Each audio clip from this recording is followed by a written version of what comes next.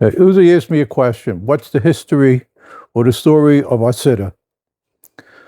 So I look at it as the Bar Pshutim.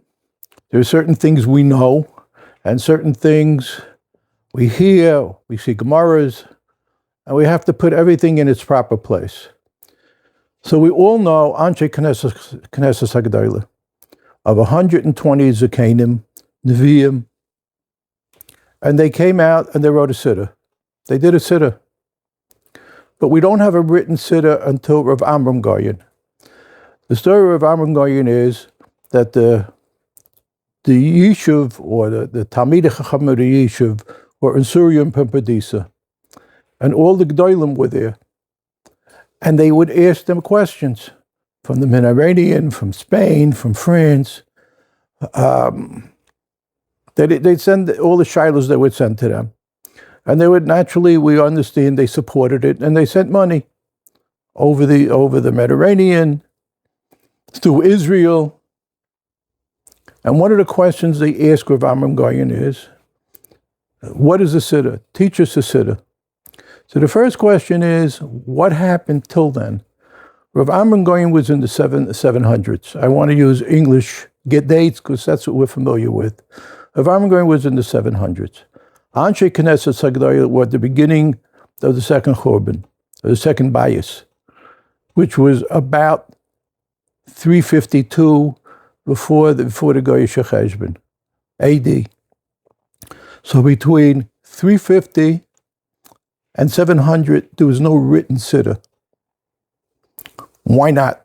That's the first question. Why not? So what were they masakin? Let's give a thought. What were they masakin? So let's go to the basic. Why were there 120? When Moshe Rabbeinu wanted to make a Sanhedrin, he capped it at 70. And there were 2 extra that we know are Eldad and Medad. So why is it we have 120 Anshei Knesset HaGedolah? Rav Reuven Bar Gola says an interesting thought. He says they wanted to be Masakin Takanas, and they were Masakin Takanas for the whole Klal Yisrael. And Klal Yisrael was listening to them because they just went through a period where Mordechai saved them. Mordechai saved them. So they were in the mood, or they were psyched out to listen to what the Gedolim, what the Nevi'im were saying. But why 120? So he says an interesting thought. They couldn't cap it. They couldn't cap it at 70. You have representatives here from the whole Klal Yisrael. The whole Klal Yisrael is here. So if you were in a shtat, and you were the gadol of the shtat, and the shtat had 100,000 people, they needed you. They needed you to be part of the Anshei Knesset HaGedolah, that your shtat would be listening. So therefore, they capped it at 120. Obviously, when it went below 70, they didn't replace those 50 people. But they needed it that Klal Yisrael was mekabel all the takanas and everything they were doing. Including in the takanas was a Siddur. Why didn't they write it? Because there was no heta to write anything. The heta to write anything first started by Rav Yehuda Hanassi in the English year 240 when he did the Mishnah. So what did they do? They gave klolim. A lot of it was nusach, certain nusach, Mashav Ruach, Saint Talmud Lebracha, they did nusach. A lot of it was rules. And we see these rules. Some of these rules we see. When it came to Rosh Hashanah, they had to do shofars, malchias, chaynis, 3 psukim. Which 3 psukim? So the people in those days understood or knew Navi, and they knew the psukim. Whether it was the same psukim or not.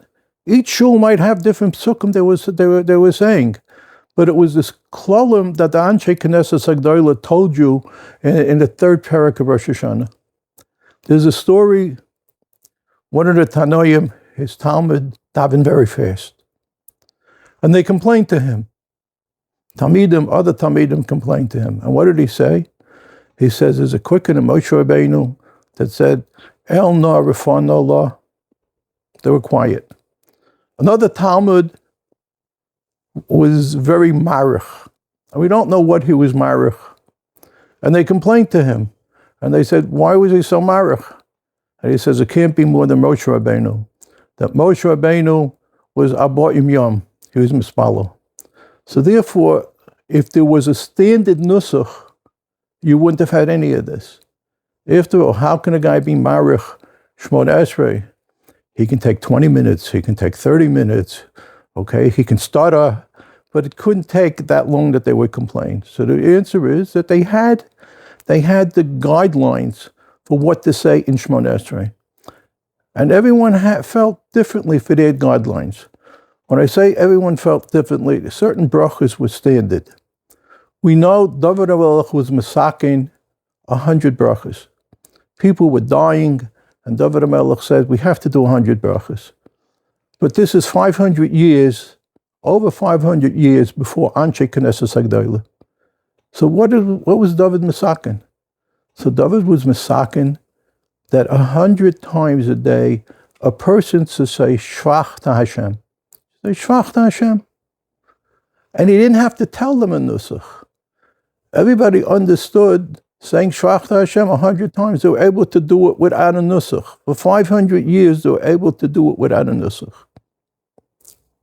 Then Anshei Knesset HaGedolah saw it, and this Chatnu Adoris, and they made a nusach. Birchas HaShacha, Birchas HaTorah, Shmona Esrei, and the Magen Avraham goes through how we get 100 brachas every day.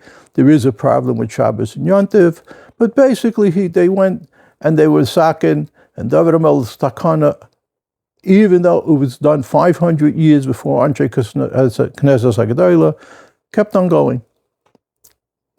Then the Yidden, we had the Churban in about the year 68, 69, and the Yidden were being spread out all over the Mediterranean, all over the Mideast, and they needed more than that. They needed more than that. So they were able, everyone was able to function on basic halachas, on basic things. And they kept davening. They didn't stop davening. They kept on davening. But over the years, it deteriorated. And that's why they asked of Amram Goyin for a siddur. So here's the first written siddur. There was after him of Hai Goyin, about 200 years later. But basically, this is the siddur. My brother once told me, his teachers were complaining. The girls daven too fast, and they might be skipping words. So brother told them, look at Rav Amram Goyin. He had an even smaller nusach than we have. The nusach changed. Some of the nusach changed. Obviously, it was B'haskamas, Gedolei Hadar, whoever they were, but the nusach changed. An example, my brother once asked me, he says, I don't understand. Psukah de Zimra. We all know the halacha. If you're late to Psukah de Zimra, what do? You skip. And what do you skip? The first thing you skip is Ajashia. And then there are other things you skip. And you basically say Ashrei, the Halukas. So he says, Ajashia is Minatorah. That should be the last thing we skip. So I looked at it, it's a Gefalda Kakasha, and I didn't see anyone discussing it. So I looked in Rav Amram Goyin, and I looked in the Siddur of the Rishonim. None of them had it. So obviously it was added over the Dairis. But because it was added over the standard Nusach, so therefore, when you're davening and there's something to skip, that's the first thing you skip. You keep what the Anshei Knesset HaGedolah skipped. So why didn't they print it? They were not allowed to print it.